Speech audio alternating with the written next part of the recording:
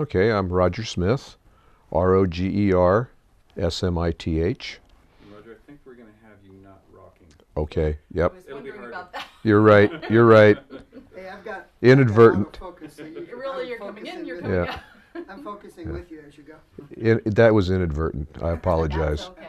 That's perfectly okay. So, what did your family do in 1964? Well, my father was a professor at Humboldt State, and my mother was a teacher at Trinidad Elementary School, and we moved here to Humboldt County in 1948 when Dad got his job. And what were you doing at that time?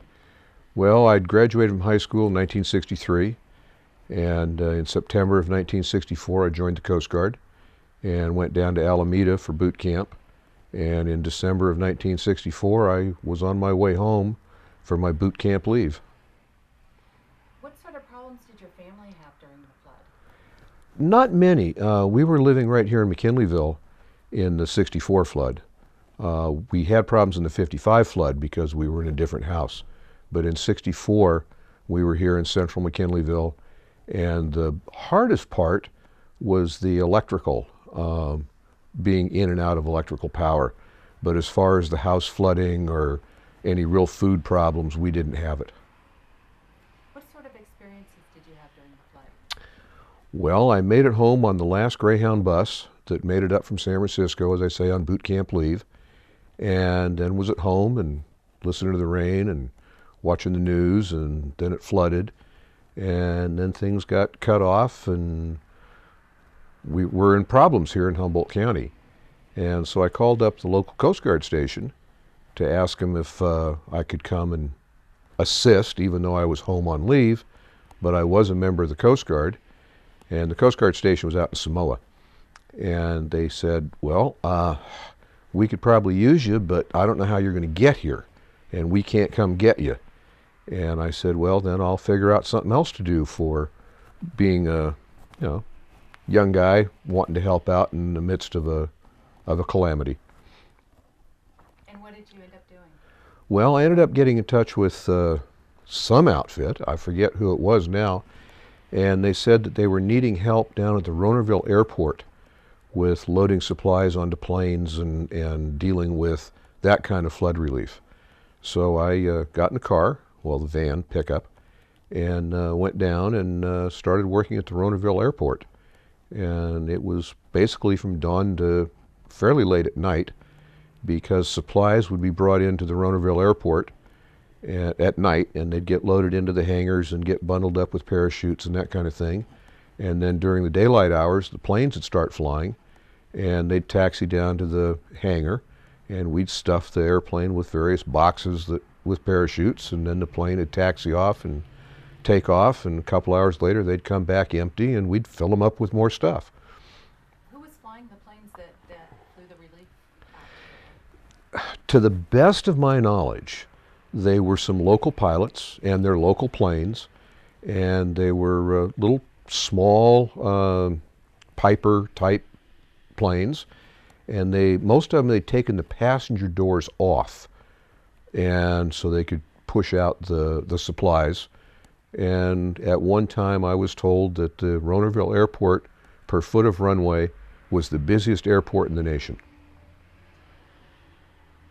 And what sorts of things do you think went into these packages that the parachutes were attached to? A lot of it was, once the military ships came in with the sea ration boxes, a lot of it was the sea ration boxes. But there was also a lot of stuff that came from the Salvation Army, and one of the hangars there had a bunch of clothes from the Salvation Army and that kind of stuff. And when they did bring people in, which was sort of rare occasions because a lot of these places they couldn't land, but when they did bring people in, the first place they went to was the hangar with, well, it was the same hangar we were using, but they would get some clothes and other supplies and that kind of stuff, and we just worked all day long. And what communities were these dropped into? Or they weren't dropped into communities, they were dropped into people who were pretty well stranded. To the best of my knowledge, they were dropped into people that were stranded out in the hillsides. But down there at the airport was a very, very busy place. The Salvation Army was there early in the morning, and they had day-old donuts and stale coffee, but it was food. And we just worked, and then when we got done with the day, the Humboldt County Jail, the downstairs, used to be the Eureka City Jail of the courthouse, and apparently they moved all the Eureka City prisoner type folk up into the county general population and opened up the downstairs jail and put out paper sleeping bags for us, and we could sleep in the paper sleeping bags and then run upstairs to the dining area, and they would cook us breakfast to order. It wasn't just a general jail food. I mean, if you wanted 2 eggs, hash browns, toast, you know, whatever, they'd cook it up, and then we'd go out and work at the airport all day, and then come back to the jail at night and go up, and they'd give us a menu that we could order off of, and they'd feed us dinner, and we'd go to bed, and they'd come wake us up in the morning, and we'd go back down to Ronerville Airport. Wasn't much of a leap, was it? Well, yes and no. It was kind of enjoyable, but one of the things I really remember, I believe it was Christmas Eve, and this elderly couple came in on a airplane and got taxied down there, and the lady, I would imagine that they were somewhere in their 70s, maybe, you know, kind of hard when you're 18 years old to tell how old people are, but they reminded me a whole lot of my grandparents. And as I say, the Salvation Army was at Ronerville Airport, but the Red Cross wasn't. If you wanted any Red Cross stuff, you had to get yourself into Eureka. Well, I took this elderly couple into Eureka and got them to the Red Cross, and they got a motel voucher, and they were told that after the flood they were going to have to pay the Red Cross back for their motel voucher. And anyhow, I took them to the motel, and since it was Christmas Eve, I decided I was going to come home that night because our family celebrated Christmas on Christmas Eve. And I got home and told Mom and Dad about it, and they said, well, what motel are they at? I told them. Don't remember now which one it was. And very shortly after that, I called the motel, said I was coming to pick them up. Mom and Dad and the lady across the street went out somewhere, I don't know where, and managed to find some gifts. And by the time I got back with them, there were presents under the tree for this couple that had been flown in, and they had Christmas Eve dinner with us, and then I took them back to the motel later that night, and they were just incredibly blown away that they still ended up with a Christmas tree and a Christmas present and that kind of stuff. Now, when you left Humboldt County to go back, how did you get back? Well, obviously I wasn't going to leave by road, and I had a appointment, I should say, orders that I needed to be in Groton, Connecticut on the first Monday in January, whatever day that was. And I needed to get out of here to get there. So we tried to get the thing on the airlines, and they said, well, come up with your orders and we'll try to get you on a flight. And so we're there at the airport, and it's a madhouse. I mean, waiting lists forever, and people with medical emergencies or bumping people that don't have them and all that. And my mother spotted a Coast Guard plane out on the tarmac, and here I was with my uniform on and my sea bag all packed and all that. And I run up to the officer and do the sir, sir, sir salute that you get learning in boot camp, and asked him if the plane was headed anywhere that was going to help me get to Connecticut. And he says, yeah, we're leaving in about 5 minutes. Do you have all your gear with you? I said, yeah, it's in the car. He says, well, grab it. So I grab my sea bag and run out and throw it into the plane. And by this time, they're basically starting up the motors, and hop into the plane. And it was the first time I'd ever been in a military aircraft with the seating along the sides. And so I throw the sea bag in, and some officer grabs my bag, which blew me away because I'm just a little enlisted guy, and this is an officer carrying my sea bag. And I get in, and he starts telling me what I have to do and where I have to sit and all the rest of it. So I get strapped into the seats that are along the sides of the fuselage. They're not normal seats like we normally see. And all of a sudden I looked there to the center, and underneath this about 4-inch screened cargo net, I see what looks to me like a pile of junk. And I look at it a little more closely, and I see it's got Coast Guard colors on it and all the rest of that. And they had come up in their C-123, I think it was, just a twin-engine cargo plane. And they'd picked up the remains of the helicopter, the Coast Guard helicopter, that had crashed up in Trinidad a couple of days before. So here I am sitting all the way to San Francisco in this kind of rickety aircraft, looking at the remains of a helicopter, and got told that I was kind of lucky I was flying that day, because the next day they were coming back to pick up the coffins. So I didn't fly out with the coffins, I flew out with the wreckage of the plane. And got to San Francisco, and then caught the flight back to Connecticut and started electronics school. Let's see. Looks like we covered a lot of the questions that I had. Is there anything else, any other memories about the flood that you'd like to share? Well, I didn't do all my work at the Rohnaville Airport. There were a couple other things that happened. Some generators had arrived at the airport, and they needed to be picked up, but they didn't want to fly the helicopter. I don't know why. Anyhow, the generators got loaded into the back of the pickup I had, and I took them down, and the Highway 101, the police were basically trying to keep people north of the Van Duzen River, because that bridge was a little weak, and the road south of the Van Duzen to the Rohnaville Bridge, parts of it were washed out.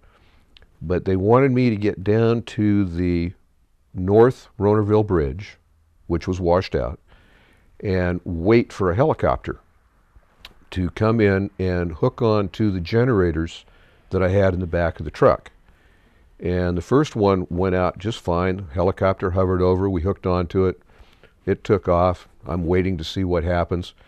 And about a half hour later, the helicopter comes back, hovers over, I hook the next generator on, and he lifts off, and a gust of wind comes, and the helicopter gets up a little bit and then starts to do a twist off, and just barely skimmed that generator on the river before he finally got straightened out and took off up again and went wherever he was going. And then I drove back to Rohnaville, and the interesting thing about that stretch of road is sort of where Eel River Sawmills has closed down now. But even though it was freeway, you still had to dive back and forth, because like 2 lanes, 2 northbound lanes would be washed out, so you had to shift over to the other one, and then you'd go along that for a little while, and you'd shift over the other way because it had been washed out again. And it was kind of interesting. Another pilot, well, one of the pilots that came in told me that he used the freeway in Scotia as a landing strip, which is up above that mill there now. There was enough straight area there for him to come in and land there to deal with the people in Scotia and deliver food without having to drop it out by parachute. What do you suppose they needed the generators for? I'm sure power was out. Probably to one of the more remote areas, or maybe even, well, Scotia wouldn't have needed it because they had the power plant from the mill. But I could see where Rio Dell, some of the grocery stores or the schools that were being set up as sites for people to, well, shelters, I guess, to keep lighting or refrigeration or that kind of thing going at some of the shelter areas that had been set up. I do know that in Orleans, the school was used as a shelter, and they moved all the low-lying people from Orleans to the school, which was on the other side of the bridge from the town. And then the bridge washed out, so now the sheltered people were separated from the town people, and then I believe it was the school burned.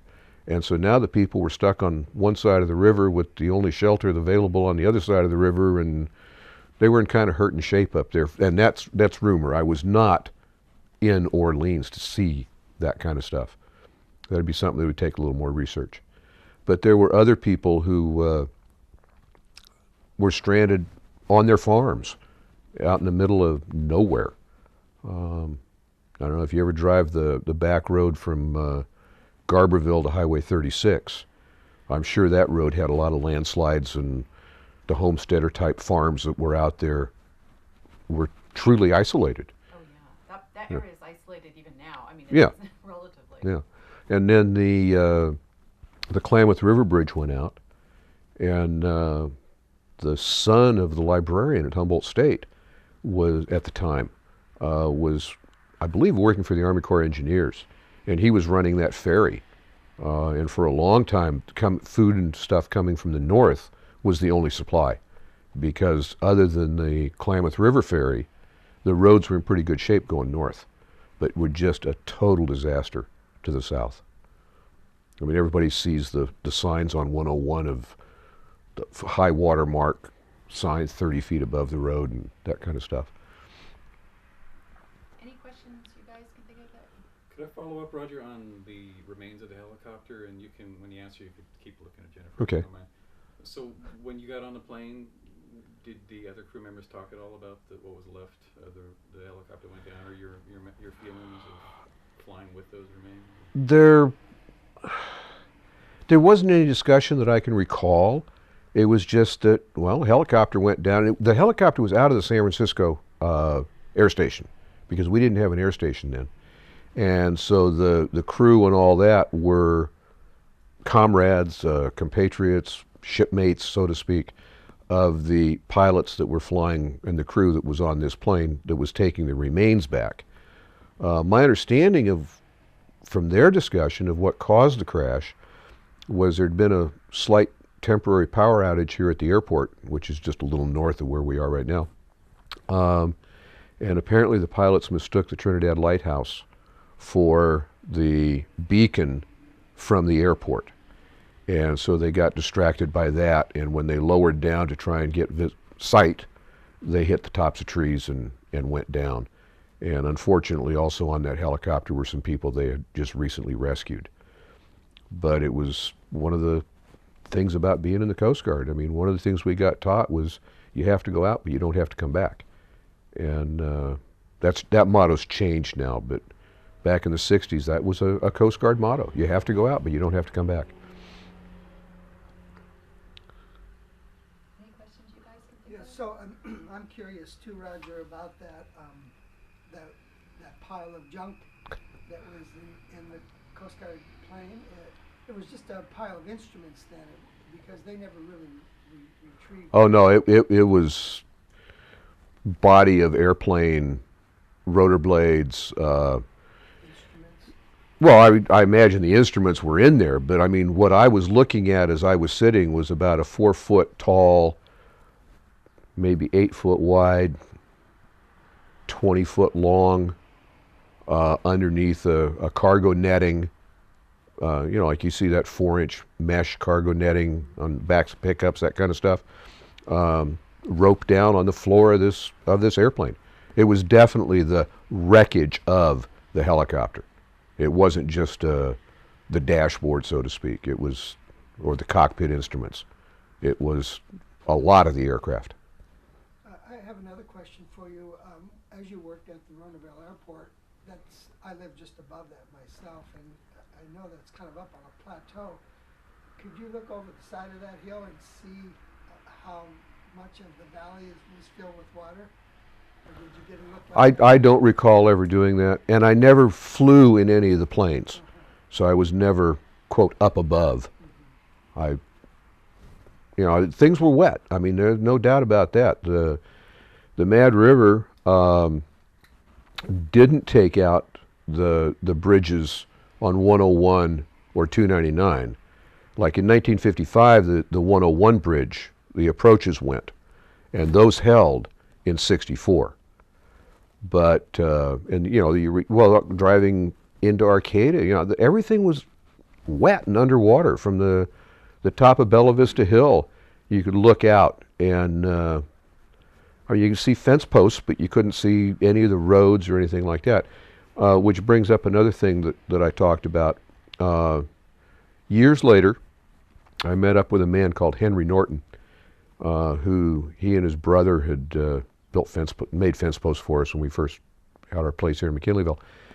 And we got to talking one day, and he told me that in the 1920s there was an even bigger flood, and he had actually taken a buckboard wagon, a little rowboat, and left the house, which he has had, well, the family house still there, up by Beaupre Golf Course, and loaded the buckboard with the rowboat and went over the top of Bella Vista Hill, launched the rowboat, and rowed to where Sealy and Titlow's used to be in the 20s.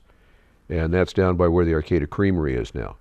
Loaded up some feed and all that, and rowed back across the top of the fence posts, loaded up the feed and the little rowboat in the wagon, and came back home to the house up here by Beaupre Golf Course. But I have no personal knowledge of that because I wasn't around in 1927. But Henry, I don't think he had any reason to tell me anything differently. So I think the flood of 27 was bigger than the flood of 64 in the Mad River drainage.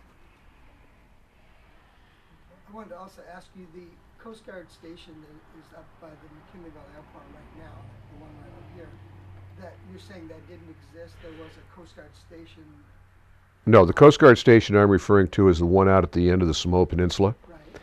And the Coast Guard station here is the air station. My understanding is one of the reasons it actually got built here was so there would be pilots familiar with this area because they'd be stationed here. Prior to this station, the only Coast Guard air was out of San Francisco. And so they flew up to do the flood relief work, but they were unfamiliar with the area. And so the big impetus for this station was because with the fishing and all that, it would be better to have helicopter pilots that really knew the area rather than just were flying by sight. And of course, this is all before GPS and a lot of the other technical stuff that's available today. Great, I think that's good. The only